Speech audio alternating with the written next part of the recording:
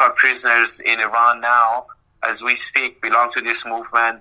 And they have had like 120,000 members and supporters of the movement executed by the Iran regime for political charges. And they have a parliament in exile.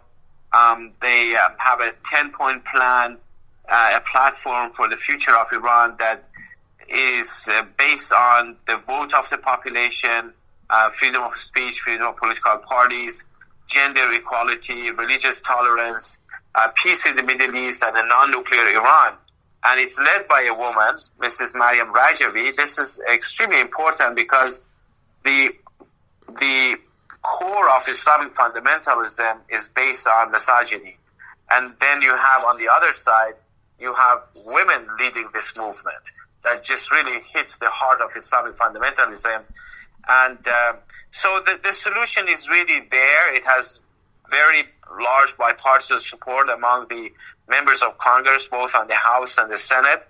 And we are hoping that the new policy, as it's been announced by President Trump, will be implemented based on what the announcement was. The good thing about this policy is that President Trump spoke about the Iranian people who are the main victims of this regime, as he described it. He said the people of Iran want change, and which is, a welcome recognition by a president of the United States. That's true. And that obviously the change has to come from within. There's no need to send arms or boots on the ground or anything like that. We just need political understanding. And the other element of that policy was that the president announced the Islamic Revolutionary Guards Corps, or the IRGC, as a terrorist organization. That's very important because if that's implemented, that would really cause huge problem for the Iranian regime and dry up a lot of their resources and, their ability to operate in the region, but also their ability to suppress their own populations. That terrorist designation needs to be fully implemented by the Treasury Department.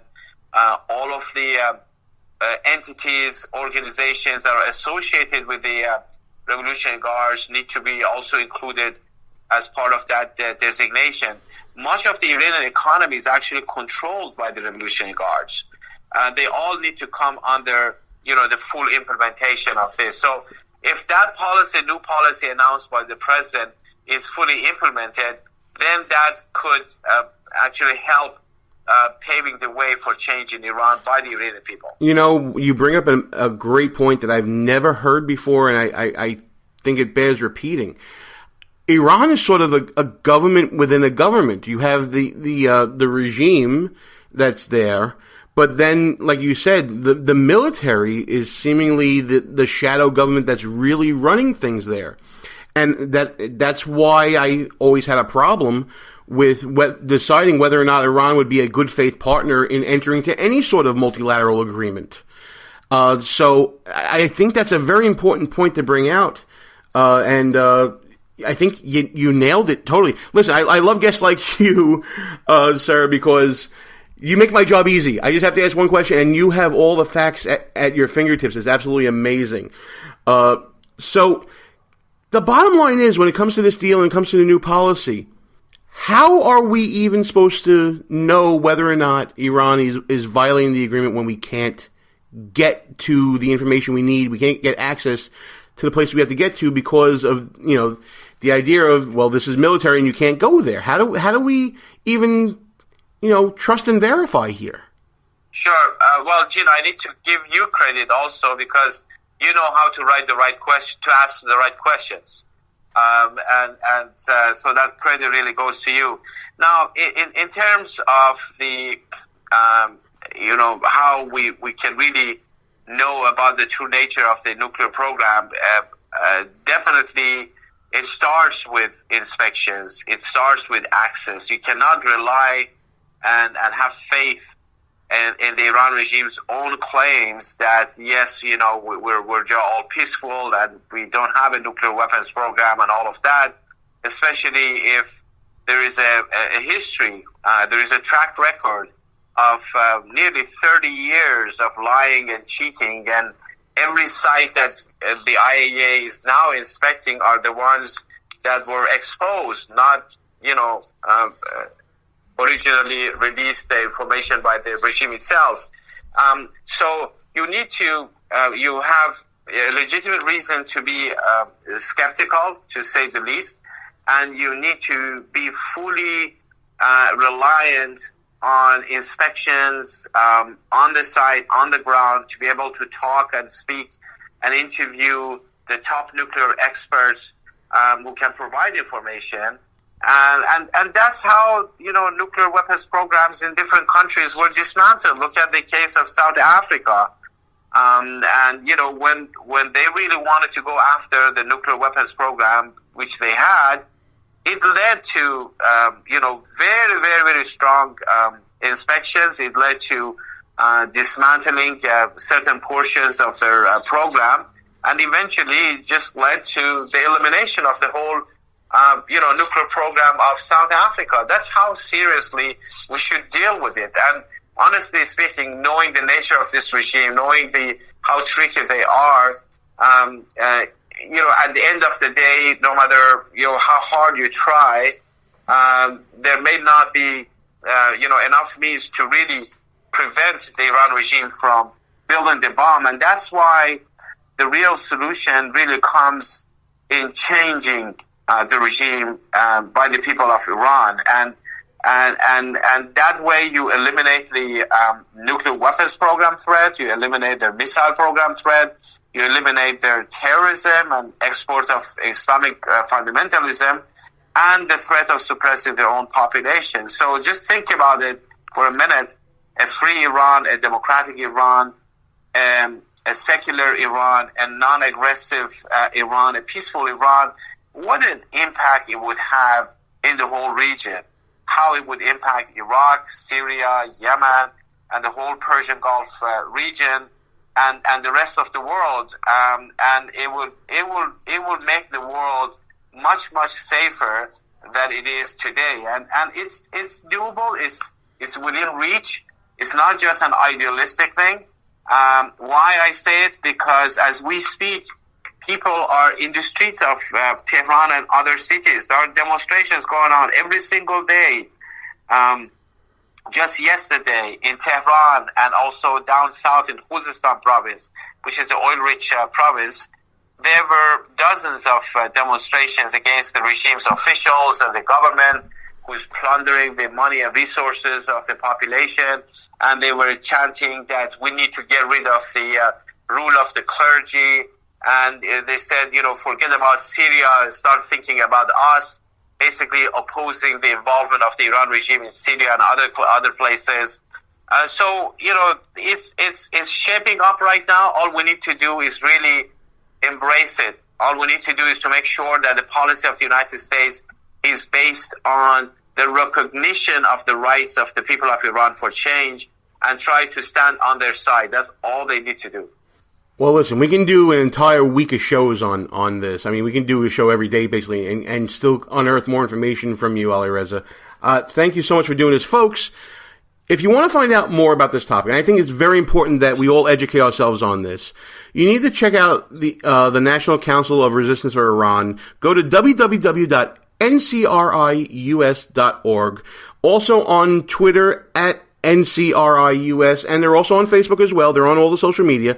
And if you want to find out more from probably one of the most knowledgeable guests we've ever had on the show, Ali Reza Jafarzadeh, check him out at alirezajafazadeh.org. We're going to put it on the website, don't worry, so you don't have to misspell it. And also we'll put his Twitter on there. And, of course, a link to his book that he wrote, pretty prophetic, by the way, The Iran Threat, President Ahmadinejad, and the Coming Nuclear Crisis. He warned us all this was coming, folks. Ali Reza, thank you so much for coming on the show, and we'll have you on again very soon as current events dictate and develop in the region. Thank you so much. Thank you so much for giving me the opportunity. Appreciate it. And that was Ali Reza Jafarzadeh from the National Council for Resistance of Iran. Really good interview. I really enjoyed that one. That was one of my highlights in 2017. Hey, thanks for listening to tonight's show, the first show of 2018. This is Behind Enemy Lines Radio. I'm Gene. Russ is still sleeping it off from New Year's, I think, but we'll be back to our thing next week. Check us out at www.behindenemylinesradio.us. Check us out on the Facebooks and the Twitters at BEL_radio. And if you missed any part of the show that we normally do live online, you can always check us out at one of our rebroadcast outlets, including WJHC Talk 107.5 FM in Jasper, Florida. WDDQ Talk 92.1 FM, Adele, Georgia. Hope you guys are enjoying the snow down there. You're welcome. And of course, WLBB Talk 1330 AM in Carrollton, Georgia, all a part of the Talk America Radio Network. You can also check us out on the webs at KLRN Radio, Lone Star Talk Radio and SecHeads Media, ICRN, the engine that powers Talk America Radio. That's the Internet's conservative radio network. And of course, Lanterns Radio. Check us out at lanterns.buzz, one of the fastest growing networks on the web. And if you miss us on any one of those rebroadcast outlets, I don't even know what I'm saying anymore. Outlets, don't worry, it's cool. You can always check us out as a podcast. We're available on multiple platforms, including iTunes, Stitcher, Spreaker, Player FM, Podbay, TuneIn Radio, SoundCloud. You can discover us on Google Play Podcasts. You can find us on Auto Radio, which is a project of SiriusXM. And of course, you can always find us, whenever you want to, at iHeartRadio, the mighty iHeartRadio network. We're going to keep the show rolling right now. Another great interview that maybe you missed during the course of 2017 was the first Democrat to ever come on Behind Enemy Lines Radio. Yes, I kid you not. It actually happened this past year. And you know him, and especially if you're in the Florida, Georgia area, as attorney and radio show host Robert Patillo. We had a great discussion and found out that we actually had more in common than we originally thought. Take a listen to the interview. It's a pleasure to welcome to the show probably the first on this show. This is the first Democrat in the history of Behind Enemy Lines Radio coming on the show as a guest. He is a conservative Democrat, an attorney, and a talk show host in the Atlanta area. I'm talking to Robert Patillo. Robert, congratulations for making history, man. First Democrat on Behind Enemy Lines Radio. Hey, thanks, Gene. I'm behind enemy lines, so it's great to be with you. Yeah, that's fantastic. So listen, full disclosure, we have a lot in common, actually. We're both attorneys, we both do talk shows, and we both have definite opinions upon this whole NFL boycott, national anthem, Colin Kaepernick situation.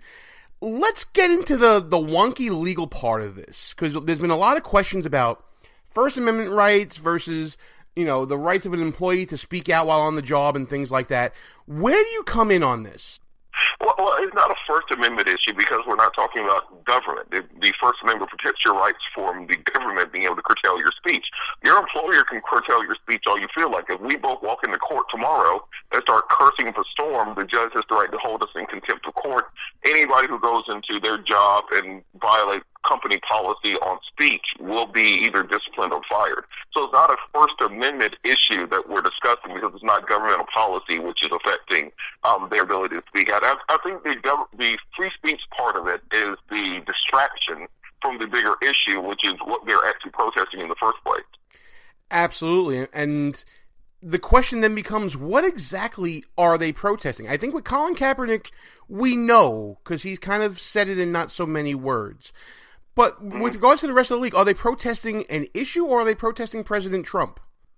Well, I think they're protesting an issue because, remember, this protest started before Trump was president. It started during the Obama administration. Kaepernick's initial protest was in response to President Obama, Loretta Lynch, and Eric Holder failing to address the issue of every week a video of a black guy getting shot being on television. So I don't think it's an anti-Trump protest.